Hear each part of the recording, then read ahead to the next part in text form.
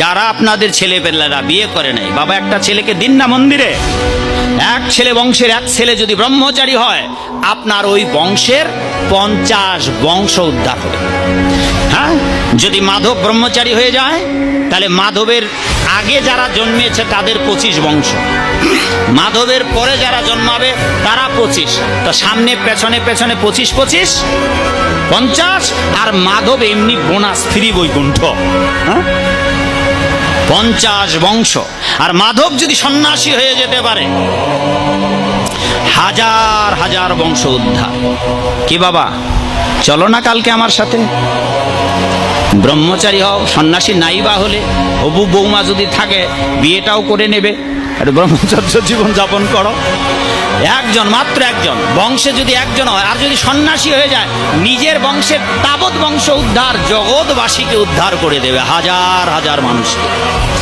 এবার যদি মাধব বাবা বিপদগ্রস্ত, তাকে বিপদ থেকে মুক্ত করে দেওয়া হলো, বাবা বিয়ে করে যদি, এবার মাধব বিয়ে করে আর যদি নিজে সাধু হয়, আর তার পত্নী মাধবী, সেও যদি দুজনেই কৃষ্ণ ভক্ত হয়ে যায়, মাধব আর মাধবী, তাহলে কি হবে মাগো? মাধবের বাবার বংশ হবে 21 বংশ উদ্ধার, মায়ের বংশ 21 বংশ উদ্ধার, আর মাধবী তার মানে মাধবের শাশুড়ি মায়ের 21 বংশ, শ্বশুর বাবার 21, তাহলে ও পাশে শ্বশুর শাশুড়ি 21 21 42, আর নিজের বাপ মায়ের 21 21 42, আর 42 42 যোগ করলে কত হবে?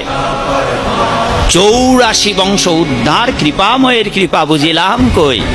কেবল এক ব্যক্তি তার স্বামী স্ত্রী সহ সংসারে থেকে যদি গৃহস্থ কৃষ্ণ বৈষ্ণব ভক্ত হয়ে যায়, তাহলে তার বংশের 84 বংশ উদ্ধার। অন্তত একজন মানুষ তো ভক্ত হন বাবা, নিজের বংশকে উদ্ধার করার জন্য। আর যদি নিজের বংশকে উদ্ধার করার জন্য নিজেরা ভক্ত না হন, তাহলে জনম জনম ভরে আপনাকে আপনার বাড়িতে আসতে হবে কীট পতঙ্গাদি হয়ে, পিশাচ হয়ে, সূক্ষ্ম দেহে। আপনার বাড়িতে আপনার পিতামাতা পূর্বপুরুষেরা, যাদেরকে আপনারা উদ্ধার করতে পারেন নাই, তারা প্রতীক্ষা করছে কবে আমার বংশে একজন কৃষ্ণ ভক্ত হবে, কবে একজন সন্ন্যাসী হবে, কবে কবে শাস্ত্রীয় মতে তারা আমাদের শ্রাদ্ধপিণ্ডের পুরুষদের ব্যবস্থা করবে, কবে আমার পুত্ররা, বংশের লোকেরা কেউ গয়াধামে যাবে। তারা প্রতীক্ষা করবেন এবং আপনার বাড়িতে আসবেন, ক্ষুধা তৃষ্ণায় কাতর হয়ে আসবেন, ভোরবেলায় থাকবেন গোধূলি লগ্ন পর্যন্ত বাবা।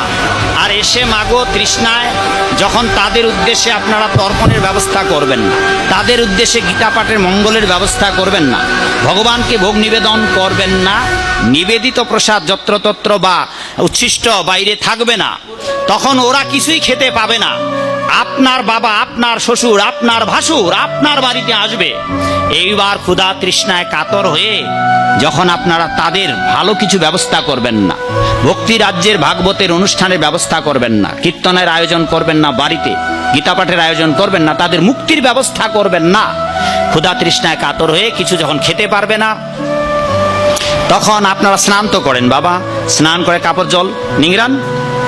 এবার বাবা তো লুঙ্গি পরে স্নান করেন, বাবা ধুতি পরে স্নান করেন, হ্যাঁ, মায়েরা শাড়ি পরে স্নান করেন বা এই কাপড় চুপড়। এরপর কাপড়টা, ভেজা কাপড় তো নিংড়াবেন। আপনার বাড়িতে আপনার শ্বশুর, আপনার ভাসুর, আপনার পিতৃপুরুষেরা, আপনার বাবা মা, আপনার কাপড় নিংড়ানো জল ক্ষুধা তৃষ্ণায় কাতর হয়ে অঞ্জলি বেঁধে আপনার স্নান করা কাপড়ের